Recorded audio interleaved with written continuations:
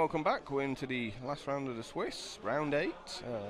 Andrew Quinn playing his Jun deck, 1-0 up against James Corwood, who's on Junk. And let's talk a little bit about the sideboarding from both of these players. Andrew has a couple of cards he can bring in. He's got 2 Golgari Charms in his board, which are very good against Lingering Souls and against all the X1 mana dorks that James is going to play. He's also got access to Batterskull and maybe Sword of Light and Shadow in his board. As we can see, James has mulliganed to 5 this game, so that's really not helped him at all. James doesn't have a huge amount really. He's got an extra Path to Exile, an extra Dismember. He also has Rest in Peace, which you can see is what Andrew's taken there with his interposition of Kozilek. Rest in Peace, very good against Tarmogoyf and Deathrite Shaman. And he might bring in Spellskite, although I'm not too sure that's tremendously optimal. So really James is up against it here right from the off. Andrew, I guess, will be just looking to blow him out, given he knows what's in his hand now. Yeah, I think so. Yep, terminating the Bird of Paradise, so he's really cramping James's mana production here as well. James may have drawn something though, because he's cracking his fetch immediately, which usually signifies that there's something coming next turn.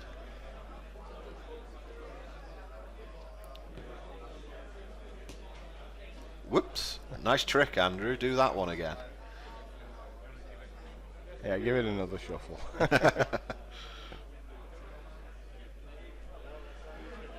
You're a level 2 judge now, Andrew, you should know better than that.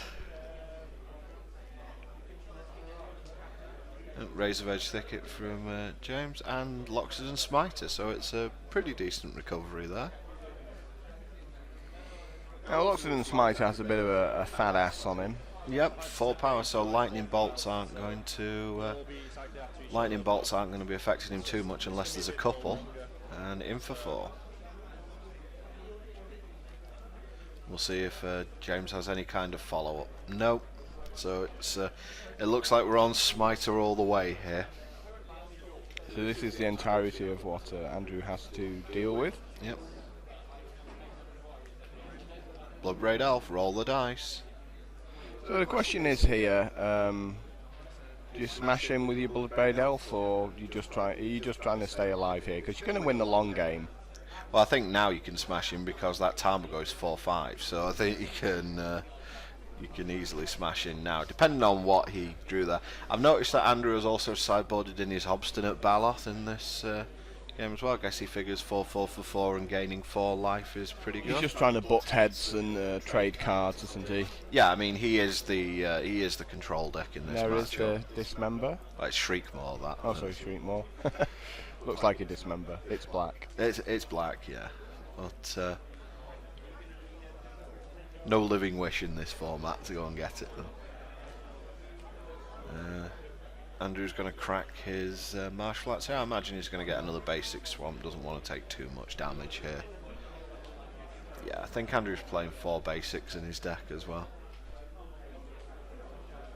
Like Jun decks in Modern, just as greedy as you can get while still playing basics. Yeah, this was my thought, that if James had a removal spell, he can actually give himself a chance at winning by getting Andrew low. Andrew's just got the card advantage in the mid game. Yep. And there's Batterskull, which is pretty much the trump card as far as this matchup goes. Unless James finds his Kasali Pride Mage this turn, I think that he's going to be in a world of hurt now, really. Batterskull is against white-green is pretty much the nuts. Yeah, usually seen more coming out of Stoneforge Mystic, but I think that just 5 and casting it apparently is still pretty good, so cheating it into play at instant speed on turn 3, you can imagine how that dominated quite a few formats for a while. And thank God that Stoneforge Mystic is banned in Modern. So any removal spell from Andrew here? No? Well, we'll see. That's Abrupt Decay, and he's floating either a green or a black off it. It'll be a green, I believe, so he can activate his Treetop Village. Yep, there we go. Twilight Maya providing some nice filtering there, and 10 from Andrew, gaining 4 life. Now, if James couldn't have dealt with any of those cards this turn, then he definitely can't deal with them next turn. No. It's got to be amazing one card you draw that deals with 3 creatures. Yeah, especially when one of them's an artifact. So it looks like Andrew Quinn going to 2-0 here. Yep, and advancing towards top 8, and it'll be as the winner of the Swiss as well. Which certainly does help. Now we're using the new rules on getting to go first in the top 8 if you finish top of the Swiss. Yeah, indeed, and especially John's a deck that really wants to go first if it gets the opportunity to.